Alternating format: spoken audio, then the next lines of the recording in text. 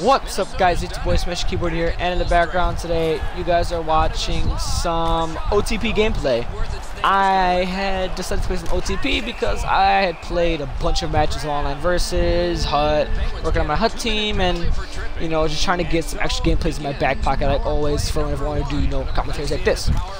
But since I don't have any OTP, had to go on and get a couple of OTP gameplays, which was not a hassle, because in this game I actually had pretty decent teammates who weren't too bad. I mean, as you guys can see, I think I get like the third or fourth goal, but it's mainly just blue and green going to work here for the team. But that is besides the point today. We're going to be talking about the Chicago Blackhawks and how we all know they're a dynasty. Pick up for 6 years, first team to do it since the year 1986, I think it was, with the Detroit Red Wings.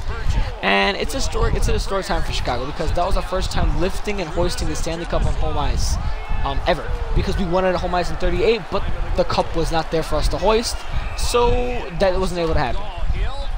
But now that we've won the cup and we are a dynasty, now comes some changes to the team, which I really don't want to happen, but the salary cap is 71.4 mil. I think that's what it was when I was reading the article, and that's a problem for us. I think we're well over the salary cap, and two players that I think Bickle and Sharp are the two big players that their contract ended, that they're over the salary cap. So there's been rumor that they're gonna trade them away. Either it's that or those two take a big pay cut, and I don't think, I mean, none of them are worth, you know, getting a pay cut.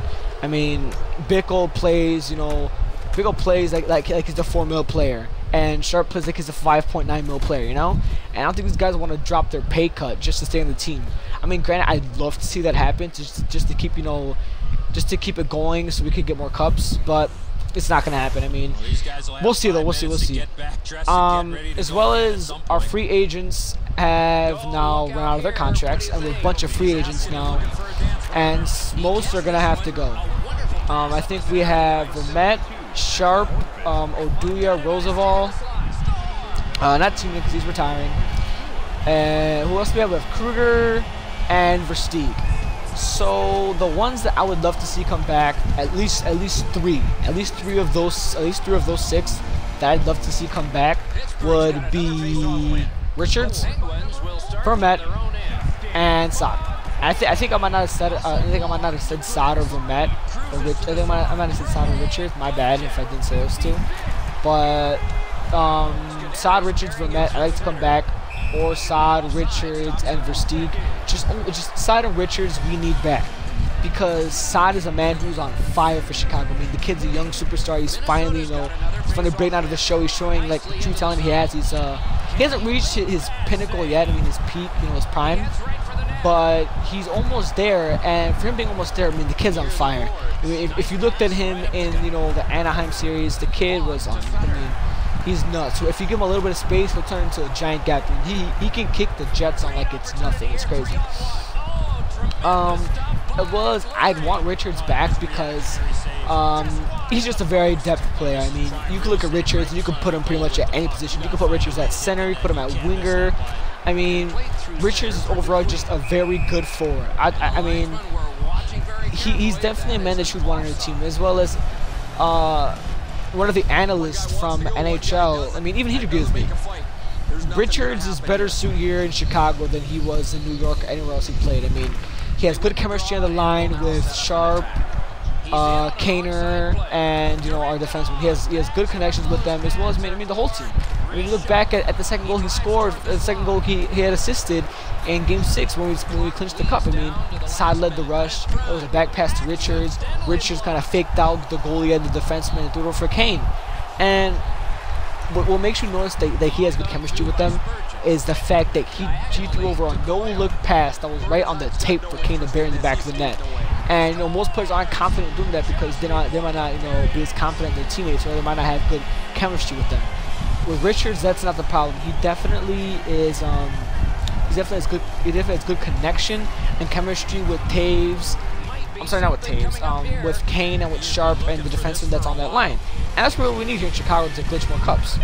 And for us to continue being a dynasty, as well as to keep on getting Stanley Cups and keeping on that legacy that we look to have after, you know, the long road we had of failure. I mean, you go back to the years, the late 90s, early 2000s. I mean, Chicago was still rebuilding, but we weren't nothing too fancy. I mean, people knew that, we were eventually going to break out and we were going to become this force to be reckoned with. And I feel from 2009, we've started to become this crazy force that teams are scared of, and that people see as a legit threat within the NHL.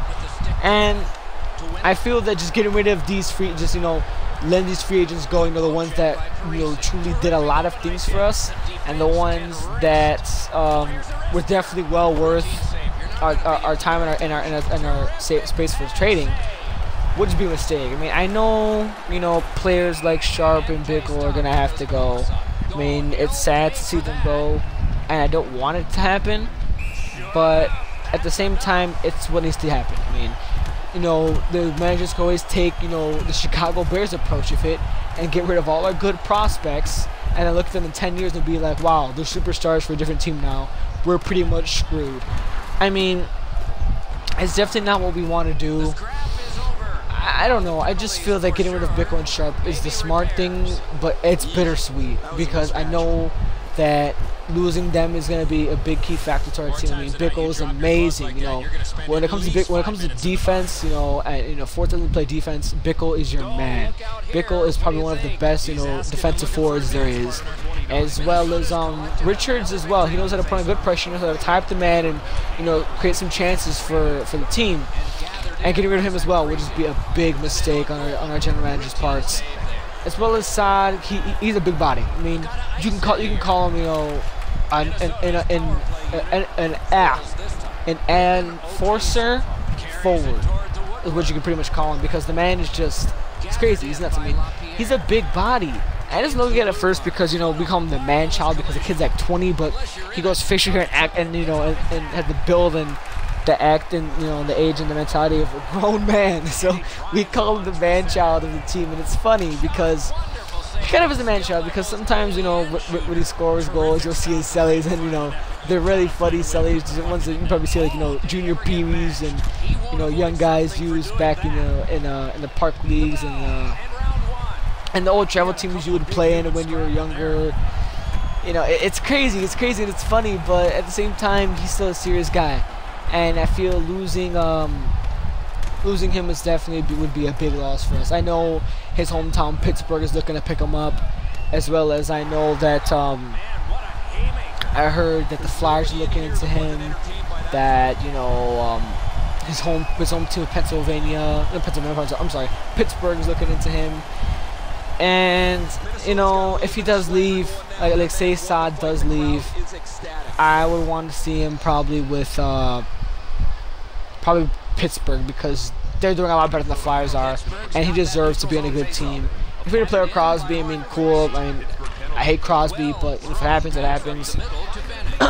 And Sharp, we haven't heard too much news about prospects. I heard rumors that the Winnipeg Jets are looking into him, but Lord knows how true those rumors are. I mean, Winnipeg themselves are looking for their first ever playoff win because they got swept in the first round against the Ducks. But I mean, it would just suck to see Saad go. I know Patrick, Sharp, and Bickle, they're gonna end up leaving. As much as I hate to say it and hate to see them go, it's gonna have to happen for the betterment of the team. I mean, it's a business. It's a business. It's a business. And in businesses, tough decisions have to be made in order to keep the business thriving and it being successful. And as much as I would hate to see him go, as much as I hate to see Sharp and Bickle go, I'm pretty sure it's going to happen. I mean, it's a franchise, it's a business. These things have to be made in order to keep the franchise successful and to keep it blooming. One thing I don't want to see the GMs do is I do not want to see them get rid of our prospects. If there's one thing that they do not get rid of our prospects. We need those guys. Like I said, I mean, getting rid of our prospects would be probably the dumbest thing to do. It'd be like a Chicago Bears type deal. I mean, if you sign prospects that you clearly see have good potential, that are able to become superstars like Taves and Kane are in the future, like Van Riemsdyk, Granted, he didn't get to play too much with us because he had a broken, I think it was like a broken palette or something like that, something in his wrist. He had completely shattered. And his last game was November 13th prior to Game 3 in the Stanley Cup Finals. As well as Terrifying. He didn't play like, you know, like a crap load of games, you know, like our starters do, you know, like Kane, Taves, Hossa, and all them, and Keith did. He played games, right? But when he played, he made them count, because when he played, he made his presence known. Granted, you know, Terrifying isn't the biggest guy on the ice, you know. He's not like a Chara, or he's not like a Keith or Seabrook, where, you know, you can tell he's there by, you know, by his body presence, where he's out there laying the body, you know, making crazy defensive plays, you know, punishing, you know, the other team for their mistakes. In fact, he's more like a silent version of that. I mean, he doesn't lay on the body too much. Granted, you know, he has to be physical, you know, when he's on the boards trying to fight for the puck. But I mean, you know, Terrifying is he's like a king in the making, because the kid has some good hands. He knows how to score goals. He knows how to adjust himself. Only problem is that he gets really nervous, and he has to get over that, because if you look back at Game 5 of the Stanley Cup Finals, I think he had a breakaway that he literally had time, space, and, you know, all the space and time in the world, and he airmails it. He just airmails it and shoots it right over the head of Ben Bishop. That's the easy save for Bishop, and, you know, voila, Bishop's got to, you know, he didn't have to move. Bishop could have even left the net and wouldn't even went in. I mean, you know, he just needs to be more calm, cool, and collective, because, I mean, you know, you can't take it, you know, to heart. I mean, you're still a young kid playing hockey. You gotta, you know, granted, you know, you gotta show them what you're made of, and that, you know, that you're there to be there, and you really want to be there, and that you gotta show them that they didn't mess up signing you. But I mean, kid, it's the game he's been playing all his life. Just chill out, play some hockey. I know it's on the grandest stage of all hockey, but just chill out, play some hockey, do what you've always been doing for your whole life, you know? As well as Van Riemsdyk, do not end up like your brother JVR, who is injury prone. Like, just don't. Something you don't want to do. So, you know, drink your milk, take your vitamins, you know, and stay healthy, because next season I want to see a lot out of these two. I want to see these two, you know, scoring a lot of goals. Granted, Terrifying didn't get put in until, you know, about midway through the season, and even then he scored what, like 4 goals. He had like, you know, I think like 6 or 7 assists, and he ended with like 13 or 14 points, something pretty decent like that.